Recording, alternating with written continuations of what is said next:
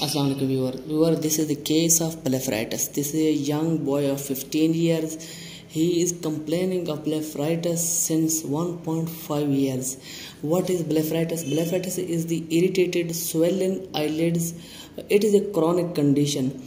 If you have oily skin, there are more chances to develop blepharitis. And what are the signs and symptoms of blepharitis? Signs and symptoms of blepharitis are swollen eyelids, greasy lids, red and irritated eyes, itch or burn, crusting of eyelashes, margin of eyelids, dry eye, photophobia, blurred vision, loss of lashes, and trichiasis. The direction of eyelashes will be towards the eyes rather than away from the eyes. These are the signs and symptoms of the blepharitis. And why develop the blepharitis? What are the causes of blepharitis? If there is any problem, any issue with the meibomian gland of your eyes, then blepharitis will develop in your eyes. And there is also what are the causes of anterior blepharitis and posterior blepharitis.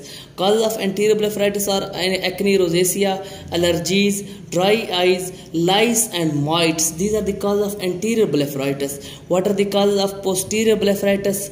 MGD means the problem with meibomian gland, acne, rosacea and danruf. These are the causes of what are the risk of blepharitis? Diabetes, unhygienic condition. These are the risk of different allergies. These are the risk factors of the blepharitis. And how we treat blepharitis? We can treat blepharitis with we have to wash our eyes with a clean cloth, and we can provide hard compresses. We can use baby Jahnson shampoo, and we can also use antibiotic drops to decrease the blepharitis, and we can also use anti-inflammatory drops to decrease blepharitis. We can scrub the dandruff from the eyes to clear the eyes of the baby. This is the treatment, causes and risk factors of the blepharitis. Thank you so much.